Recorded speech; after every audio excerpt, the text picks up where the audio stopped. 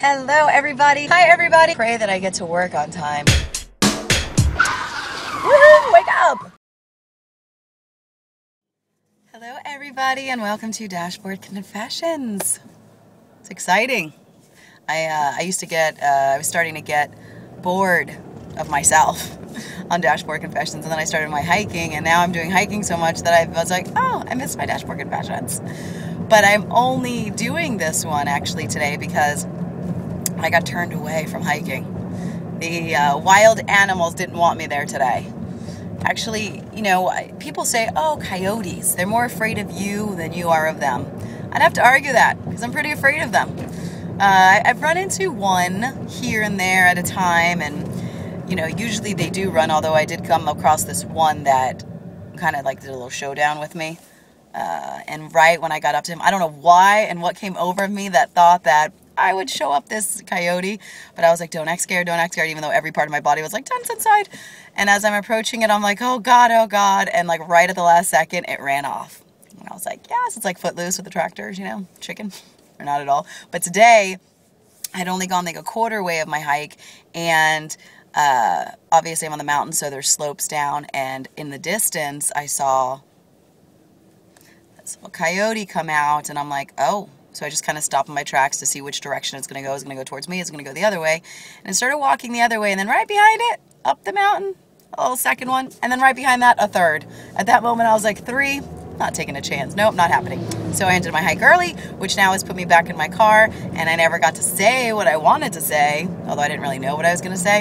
And now I've rambled on for a minute and 40 seconds about absolutely nothing important, except I'd run from coyotes. Run from coyotes. Don't run.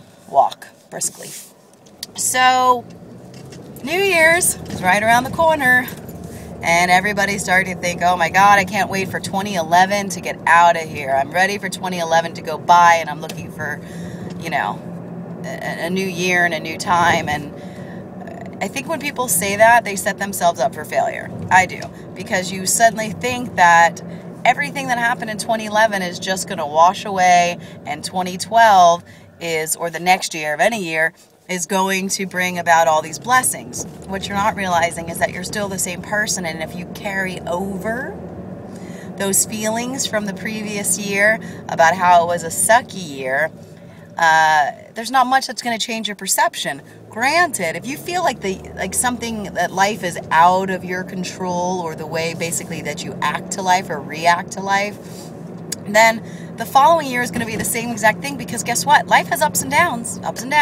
And so if you allow, the valleys in your life to bring you down, then the same exact thing is going to happen in the next year. What it is that you've got to change your perception. You've got to look at this prior year and be like, all right, well, what happened? Okay, and what did I learn about myself?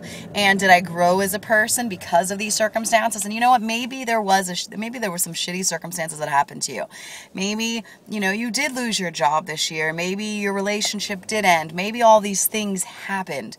But all these things happen, and I don't know if you've heard this, maybe you have, a lot of times things fall apart so then you can fall back together. I don't know if that's a saying, but meaning that you're given challenges in life so then you can find the strength within you to actually see how really powerful and how great you really are. And the fact that you're still standing, that should be something that was celebrated from this year, really.